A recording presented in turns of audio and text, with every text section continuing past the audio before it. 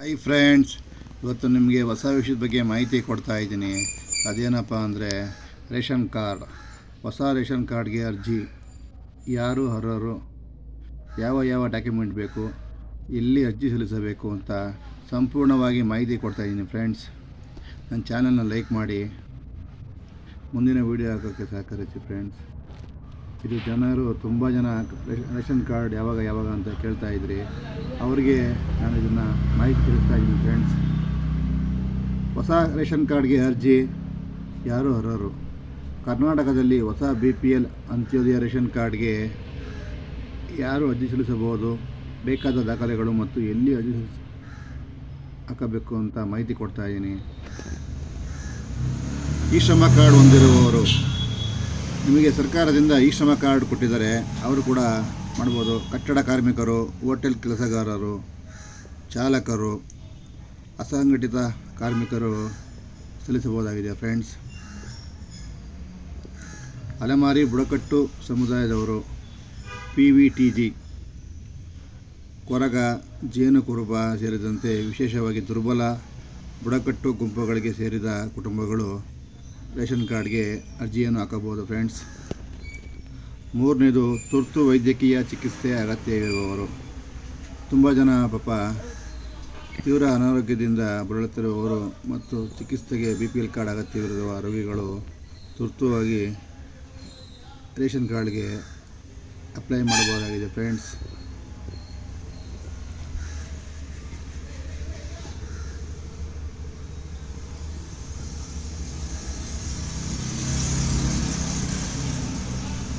ಅರ್ಜಿ ಸಲ್ಲಿಸಲು ಕೊನೆಯ ದಿನಾಂಕ 31/3/2026.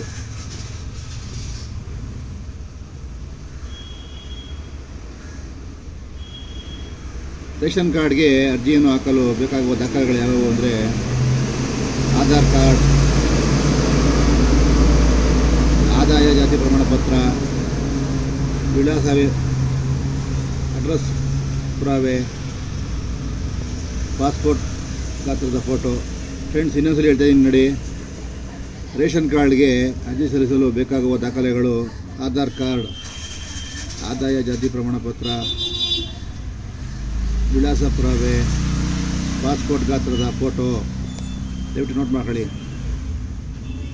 ವಿಶೇಷ ದಾಖಲೆಗಳು: ಕಾರ್ಮಿಕರಿಗೆ 12 ಅಂಕಿಯ UAN ಈ ಶ್ರಮ ಕಾರ್ಡ್, ರೋಗಿಗಳಿಗೆ ವೈದ್ಯಕೀಯ ದೃಢೀಕರಣ ಪತ್ರ.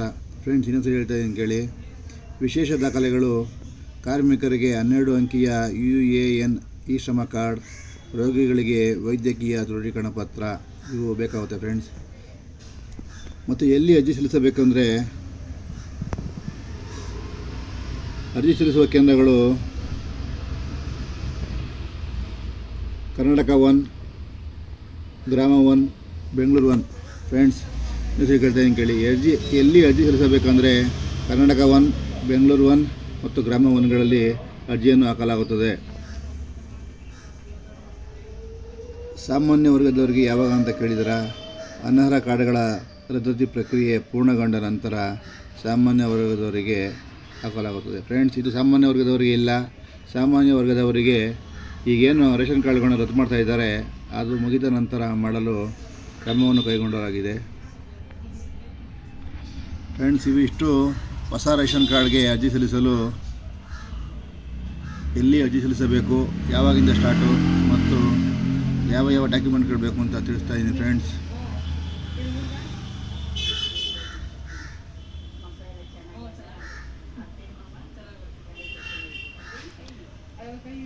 ಇನ್ನೊಂದು ನೋಡ್ಕೊಳ್ಳಿ. ಫ್ರೆಂಡ್ಸ್, ಈ ಶ್ರಮ ಕಾರ್ಡ್ ಹೊಂದಿರುವವರು, ಅಲೆಮಾರು ಬುಡಕಟ್ಟು ಜನದವರು, ತುರ್ತು ವೈದ್ಯಕೀಯ ಸಮಸ್ಯೆಯವರು, ಎಷ್ಟು ಜನ ಈಗ ಸದ್ಯಕ್ಕೆ ರೇಷನ್ ಕಾರ್ಡ್ಗೆ ಅರ್ಜಿ ಸಲ್ಲಿಸಬಹುದು.